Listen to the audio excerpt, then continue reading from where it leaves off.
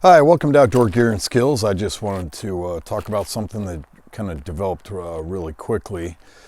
And I was doing a training yesterday with a lady named Anna Marie that is in Oakland, California. And she was doing training for a lot of us around Lane County, which is up around the Eugene, Oregon area, Southern Oregon. And the training was on preparedness. And yesterday's session was specifically for personal preparedness, and the next 3 sessions we'll be doing over the next 6 weeks are organizational. But one of the things that they talked about was just thinking about things differently. What are some things that a certain object can be used for, and how would other people or kids or things like that, how would they view it, how would they use it? And one of the things that they brought up was safety whistles.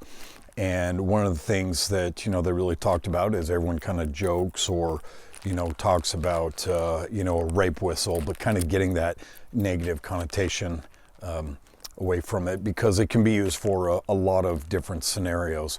A couple of the examples they gave is a young fit guy that was out running, and he tripped, fell down an embankment, and he got really hurt. He couldn't do anything. He had a small safety whistle with him on his keychain, and he was able to kind of work that up and blow on it and summon people to his rescue. No one even knew that he kind of went over the edge of this embankment. No one could see him, and he couldn't get himself out of that. Another one was a guy that was camping. He was just wearing a pair of basketball shorts and flip-flops, and had just kind of left his camp a little bit, came back, and there was a bear. And so he used that whistle to scare the bear and get the bear away. And just thinking about that and kind of the different scenarios that we're in. I love to go hiking and biking out on the North Umpqua Trail. And, it can be kind of remote. There's people out there, and there's a highway. A lot of times it's not too far away from the trail, but just trying to be, accessible. You can only yell so long. You can only yell so loud. And I went online. I bought this bag of safety whistles for $16.88. There's 36 in there, so they came out to like 47 cents each. But I had 3 different sizes. So to give you kind of a comparison of where they are, that's the size difference.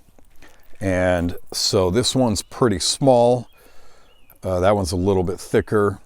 And then you've got this one. And to just try to give you an idea of what these ones will do, these are, aluminum. The thing that makes those nice is you throw it in a bag, it's not going to get crunched. These things literally don't weigh anything. You could throw it in your pocket and have it with you all the time. But this small one, this is kind of what you're going to hear. So that's pretty easy. And then this one. So these are rated to go up to 120 decibels. And then this one,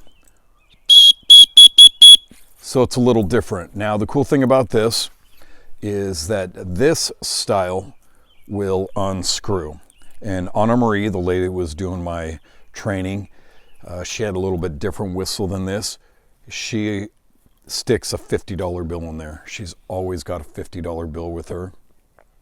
And I am working at trying to get a dollar bill to fit inside here. I'm experimenting with trying to fold it and get it up there so that, I've got a little bit of something. As an example, we live out in a remote area. We're about half an hour from the closest bank or ATM. If the power goes out, ATMs don't work. We don't have a way to get any cash out here. And so that is, just something where you would always have something with you. So these whistles, one of the things I'm going to do is on my Camelback for hiking and mountain biking is just mount one that I'm able to just get really quickly. Think about also the work or school environment that you were in.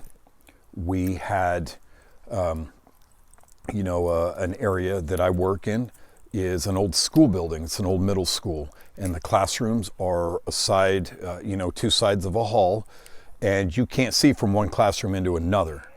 And people come and go, and someone could walk into a room and we wouldn't even know that they were in there. If someone was in there alone, we're just not able to monitor that. Someone has one of these close by that they can just do 3 quick, spouts on that and signal for help. We would hear it through the whole building. I'm looking around at the houses and things in my neighborhood, and if I really just kind of let go on one of these, I'm going to notify everyone, that something's going on. I'm looking right over here. I've got a lady in her yard. She's got to be more than 100 yards away. If I kept blowing on this whistle, she would definitely be able to hear it. She'd, be alerted that something is going on when that doesn't stop. It's a little thing. These were very cheap. I'll put the link down in the description for what I got these on Amazon for these particular ones. Like I said, so far, really easy to just have with you. And it seems like a really stupid thing, but one of the kind of governing principles I use when I go out into the woods, mountain biking, hiking, camping, whatever it is, I want to go with the mentality that if something happens, I'm going to move myself from the miserable column to the uncomfortable column.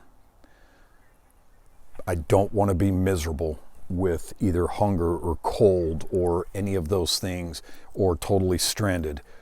With something like that, a 47-cent whistle, if anything happens, I get hurt, I get lost, I can signal for help. So as always, thanks for watching Outdoor Gear and Skills. If you have any comments or suggestions, drop them in the box and we'll respond to those as soon as we can, and we hope to see you out there.